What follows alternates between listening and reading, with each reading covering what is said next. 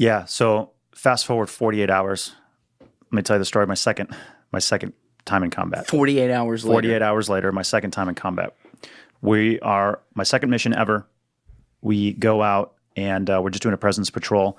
We come across a child's backpack on the side of the road. Imagine just like a pink, like Dora the Explorer type backpack. I don't know if it was actually Dora the Explorer, but it was like a little girl's backpack. Had a bomb in it. The dog caught it. So we blew it in place. We call it bipping it. So we blew it in place. So this big explosion goes off. We blow the charge, blow the IED. At this point, now the Taliban know exactly where we are. And for whatever reason, this day, they decided to come out and fight. We intercepted radio traffic that they were going to come up and they were going to ambush us because they knew the route that we were walking on. And so our platoon leader and platoon chief, they made this awesome, badass call. They were like, nah, we're going to get there before them and we're going to ambush them. So normally when you're on a patrol and you're going through a town or a village, you're walking just sort of at a nice leisurely pace. You're just your head's on a swivel. You're constantly looking around. They were like, no, we're going to get ahead of these guys. So we started sprinting. We're sprinting as fast as we can through these villages to get to, I don't know exactly how they knew where the ambush was going to come from. I wasn't on that side of the intel things, but they knew exactly, our squad leader somehow knew exactly where the ambush was going to come from. We get in position before the Taliban show up. We get there, we get to this tree line, we line up, we're on the tree line. I lay out extra ammunition. Our squads are all lined up. I'm on the farthest squad on the right. We're sitting there, we're waiting. And then all of a sudden you start seeing movement in this tree line that's maybe 25 yards away from us, the next tree line over. And everyone's real quiet and we're sitting there and we're waiting. And my squad leader, his job was to initiate the ambush because we were the farthest ones back. So as soon as we were in position, we could initiate the ambush if the Taliban came in.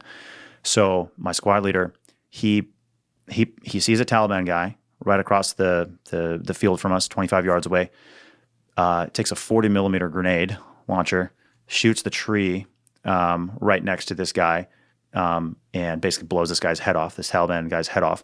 And then that was the signal to fire. So we all instantly open fire and just start raking this tree line with machine gun fire. I was a machine gunner at the time on that mission. And so I have 200 rounds and I'm just raking this tree line right at like chest level. And other guys are doing that. And we also started firing CS gas into the tree line to get the Taliban to run out.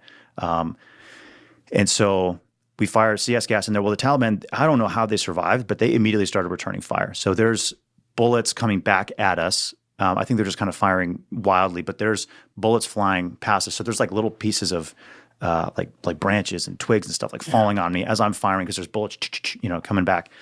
And the Taliban in the middle, I think they all got killed. So the Taliban to the left and to the right, they tried to flank our position and tried to attack. So our guys on the left and our guys on the right are just dropping Taliban at point blank range, like 10 yards away, just boom, boom, boom, just stacking these guys' bodies.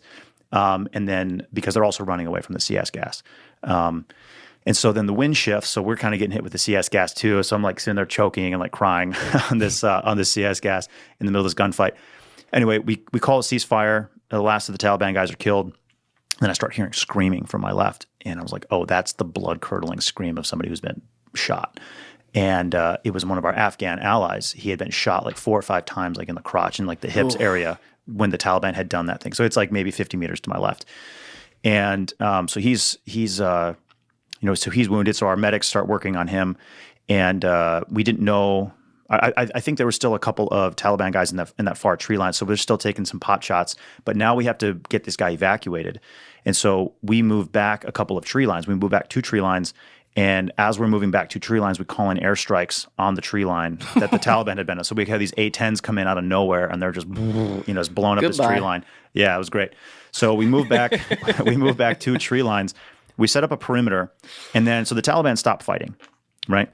And so we're in this perimeter waiting for the helicopters to come. Maybe they'll be here in 20, 30 minutes, whatever. Not a super long flight. Our medics have stabilized the patient. They've got him on meds. So we're just on security. So my job was to hold security to the south. And there was an exposed position. It's difficult to explain the battlefield geometry, but basically there was an exposed position to the south that you can only have one guy on kind of in the middle of a field to watch the southern position. So I volunteered to go out there because I was like, okay, I'm the new guy. My job is to get shot if someone's going to get shot today, right? So I go out there to this little area. The guys are Even the guys in the tree line are kind of like looking over at me. They're like shaking their heads, like laughing, like, "That sucks to be you." And I was like, "All right, like it is what it is." So I go there, and all of a sudden we start getting radio chatter, and we hear the Taliban like, "Hey, we're going to attack from the south. The Americans, they're in a perimeter. We hear helicopters. We're going to attack them from the south." And I think the Taliban knew that we could hear them. And that's you. And that's me. I'm the dude on the south. And so they literally, so the other SEALs, they radio over and they're like, "Yo, Mattos, you copying that there's, they're coming from the south.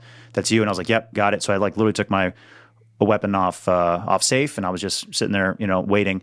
And so I see in front of me maybe 75 yards ahead of me, 50, 75 yards ahead of me, there's another like small tree line, and there's like a couple buildings over there, Afghan huts, and all of a sudden, sure enough, I start seeing heads. I see a couple of heads bobbing up and down in this tree line. And at that point, I could have fired, but I was like, no, I need to see a weapon, because they've been trained, they've been drilled. That's drilled into your head 1,000 times. Do not shoot till you see a weapon. You shoot at weapons. You shoot at weapons. Like, you don't just shoot at people unless you need to make a value judgment, a value call. So I'm sitting there. I see these heads moving toward the edge of the tree line, and they're going to get in position to attack me. And I'm waiting. I've got the finger on the trigger. I'm looking down my scope, and it's like a 4x zoom on the scope.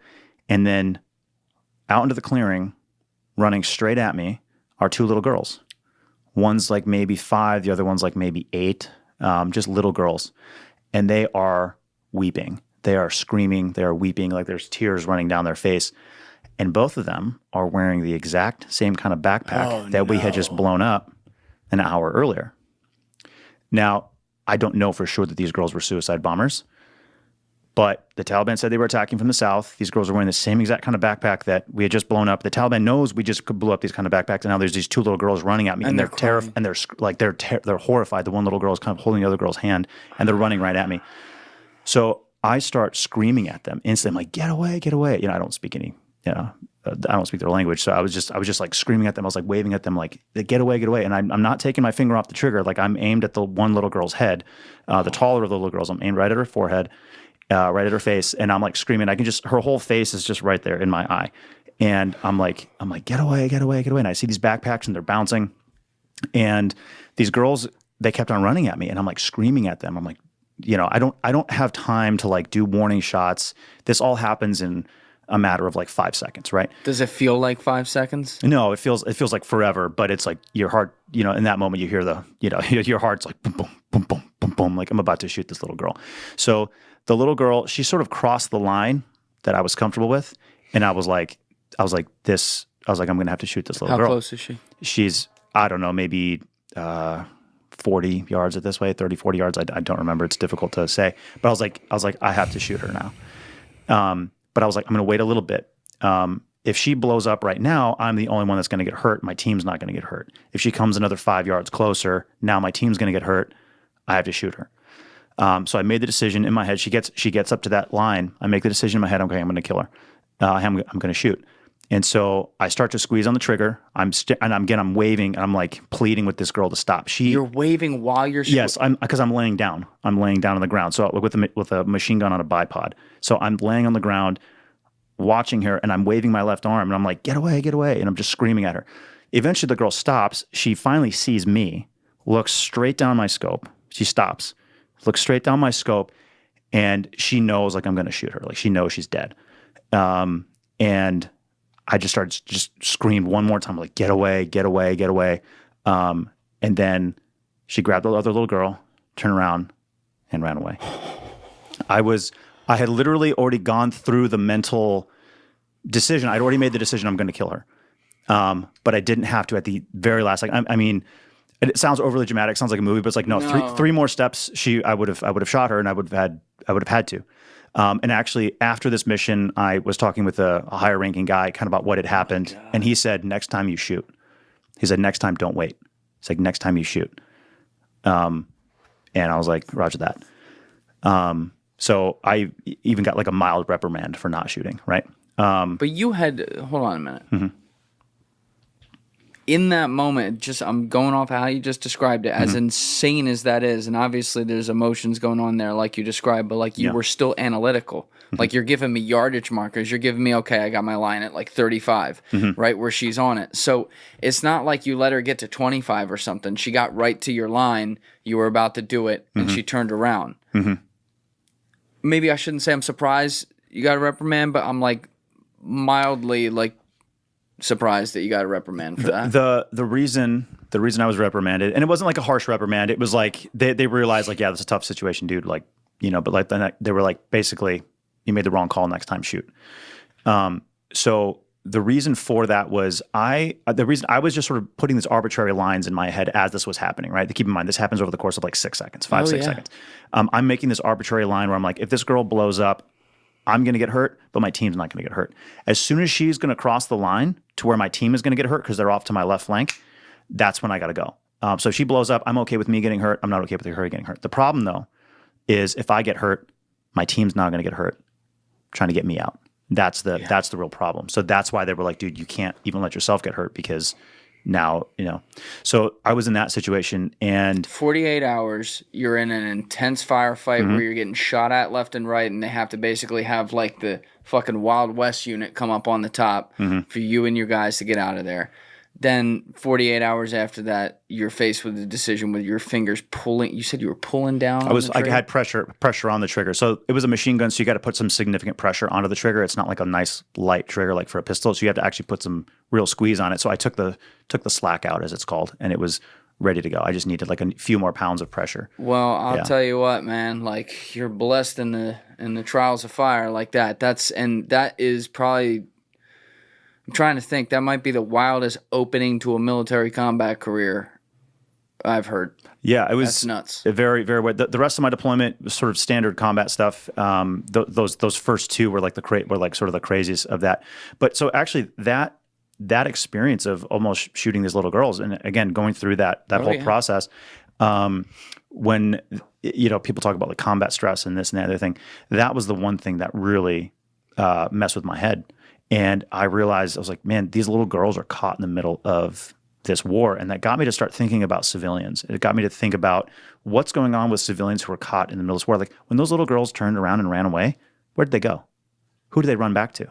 You know, I don't know for sure that they were bombers. But they ran back to somewhere where the Taliban's going to control their life.